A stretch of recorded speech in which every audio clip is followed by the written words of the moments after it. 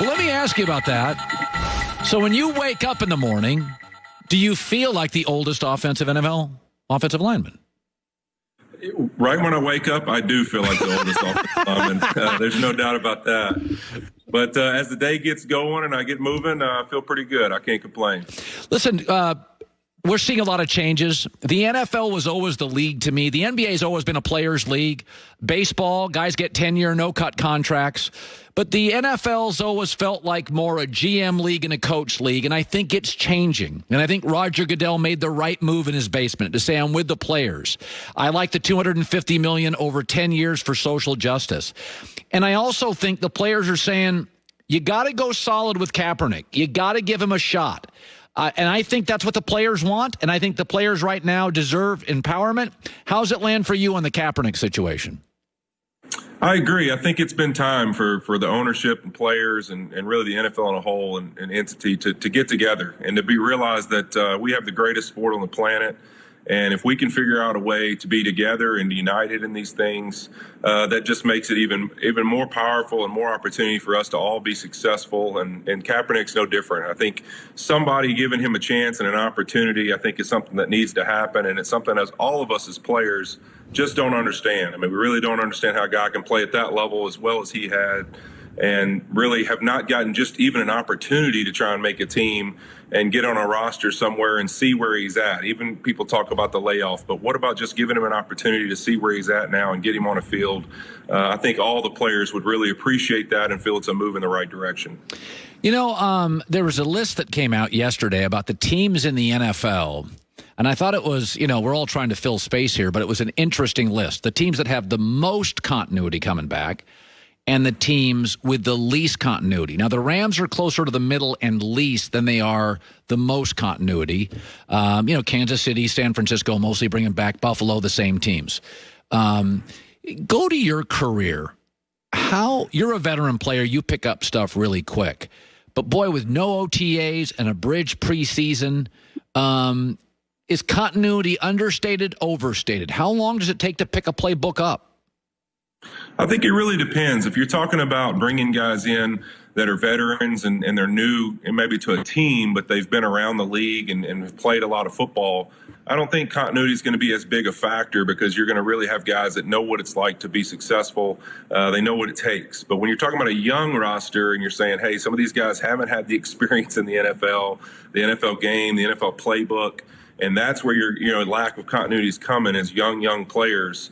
That's going to be a struggle, and it's going to be tough. There's going to be moments in the game, moments throughout the season where there's going to be ups and downs. And I think that's really the difference to me is when you're talking about young player continuity, I think there can be a big difference. I look at in 2017, me coming over to the Los Angeles Rams and John Sullivan as well and joining that offensive line. We'd never played together, but, man, we had a great couple seasons together and a great run just because we had experienced guys that had been playing a lot of football, but it was our first couple years just playing beside each other. 3 teams this year may start a rookie quarterback, Miami with Tua, Burrow in Cincinnati, your old home, and I think Justin Herbert will get a run later in the season.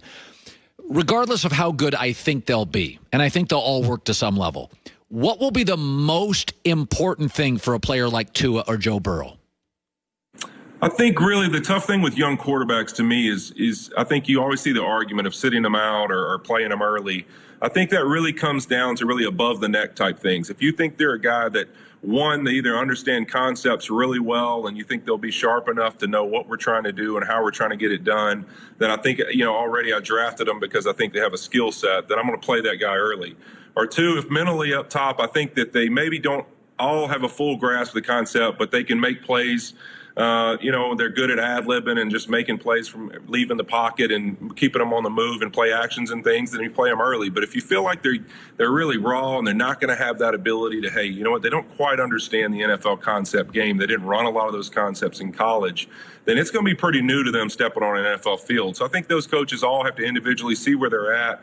And I really think those young quarterbacks there that you just listed are guys that could play early and should have an understanding of NFL concepts based off some of the offenses they were running. It's funny about, like in basketball, analytics have changed the game. Everybody shoots threes. You can't shoot mid-range jumpers. Baseball, analytics has changed everything.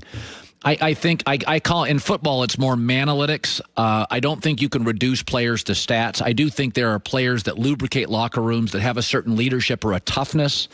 So grading players, I watch games. I know guys that are valuable that may not grade high. So I think the analytics in football, I always think being smarter is better. But it's interesting. Aaron Rodgers didn't make PFF's top 50 players. And my takeaway was, okay, that's data I can't. We may have reached a tipping point on what I can tolerate with data. Having been on the field against Aaron, what about the assertion that he's not a top 50 player?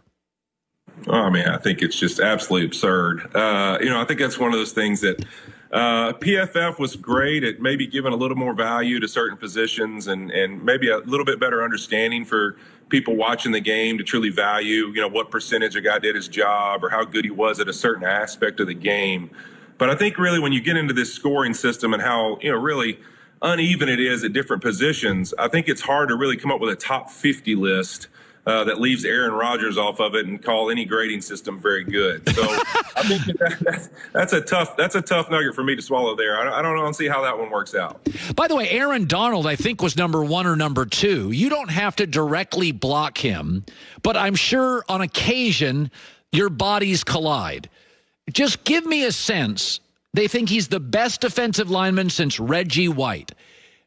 The first time you collided with an Aaron Donald, what was your takeaway? Really, I think what makes Aaron different is I think you look at young rushers, different rushers across the league. There's talents and abilities they have. There's hey, this guy's got a lot of strength or leverage or length. But really, Aaron, what makes him so special is he really has all of those things, but his constant he's moving forward towards the quarterback the entire time the play's going on. There's no hesitation. You can stop him, but you can only stop him for so long. You look at some of the best rushers throughout history of the game. That's really what you say about him. Is guys might have blocked him, but they really more just slowed him down and getting to the quarterback, and the quarterback was able to get rid of the football. Aaron's one of those guys. One way or another, he's getting close to the quarterback. You just better hope you got one that's either getting away from him or getting out of the pocket fast. He's got I'm watching video here. His feet are different. He's so quick. Quick and balanced, Colin. You see a lot of guys have that ability to move like that, and they fall down after a couple steps, or they get off balance when somebody pushes them. But he has the ability to do all that and stay on his feet and stay balanced and powerful, and it's just a rare trait to have. Look I want our audience to watch these tapes. Watch this next one right here. Look at his feet, 300 pounds. He's just so quick. They just don't make them like that. Finally, you played at LSU. You understand Louisiana and the sensibility. Drew Brees is a guy I've admired for a long time. Then I thought he was tone deaf, and then he apologized. Do you think with his resume of caring for people, charities, helps him get through what's been a pretty bumpy couple weeks for Drew Brees? I think in the end, his character will carry him through it. I mean, I think it's one of those things that if we really look at everything that we've talked about in this, it's about the ability to listen and learn. From not saying that you didn't have mistakes in the past or you won't have mistakes in the future, but the opportunity to just really, let your heart guide you, listen and learn to people and see where you can be a part of the solution. And I see Drew as a guy who wants a solution, who wants love and everything for all people, and there's no doubt about that. So whether his judgment or what he said was taken, by some people is wrong, and by him understanding it and realizing, hey, you know what, I got to do better. I trust that Drew really is made of the right stuff to understand it's all a process for all of us. I think his resume of caring for people in the end of the day will shine through, and that's obviously what I hope. And I think that for all of us, that ability to realize that none of us are perfect, and hopefully as we all take the right steps together, we can make this world a better place. Well, he's sitting in one of his cool rooms with a little Los Angeles sunset picture or something up there. Is that Oregon, or I don't know where that's at? Colin, this is what I stare at when I Zoom every day at work, and I'm thinking to myself, I don't want to be in an office, listening to plays, but I don't want to be on a Zoom, but I'd love to be in the ocean somewhere near wherever that is. At some point soon, whenever things open back up, I'd love to go get a little vacation and experience some good sunsets. Good seeing you, buddy. I appreciate it. Thank you as always. Andrew Whitworth, Rams left tackle, going to get a lot of Hall of Fame votes. Aaron Donald's feet, man. It's just he's like a quicker version of Reggie White, and Reggie White was unbelievable. Never forget how good Reggie. Yeah, appreciate it. You can argue the two best players in NFL history. Some will argue are Reggie White and Lawrence Taylor. I'll tell you that. Hi, everybody. Thanks for watching. Subscribe here to get the latest from the show. Also, be sure to check out more of the best clips from The Herd or go watch a few segments from other shows on FS1.